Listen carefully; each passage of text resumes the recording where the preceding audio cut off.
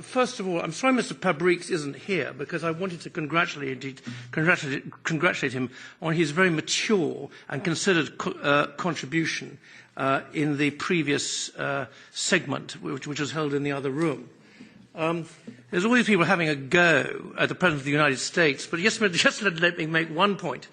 You can't always get who you want to be head of government of your own country, let alone expect to have who you want to be head of government in someone else's country. So all these cheap shots that people make don't really accomplish absolutely nothing, and don't really belong in a colloquy of elected officials in a trade and foreign relations committee. Let me assure you, as a member of the UK Independence Party, I think it's rather unlikely I'm going to have a head of government who I approve of probably in my lifetime. Now, the context of all this, and it's important to understand it. First of all, I'd also like to congratulate the chairman on his opinion, which is very full and very considered. But it does leave out the overall context. The overall context is that the United States is running a $147 billion expressed in dollars deficit in goods with the European Union. Even if you take into account the $55 billion surplus in services, which of course aren't normally in trade agreements anyway, and also there tend not to be tariffs on services, although somebody will probably find some. The fact of the matter is that is the overall context in which this dialogue between the EU and the President of the United States and the representative of the President of the United States is actually taking place.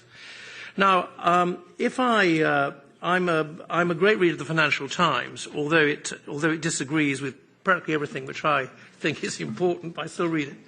And the distinguished German commentator in the Financial Times, Wolfgang Monkau, who's normally published on our Mondays, makes the point over and over and over and over and over again, with great clarity and intellectual precision and backed up by facts. We haven't had very many facts that people have contributed thus far, that Germany is just running too large a surplus in exports of goods.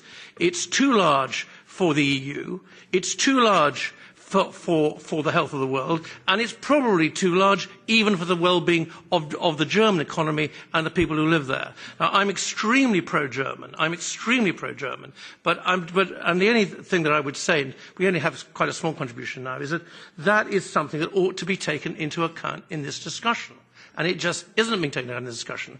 And so perhaps I may request to our distinguished chair that these basic facts get some exposure or some mention in his otherwise very, very distinguished and interesting and comprehensive and highly informed opinion.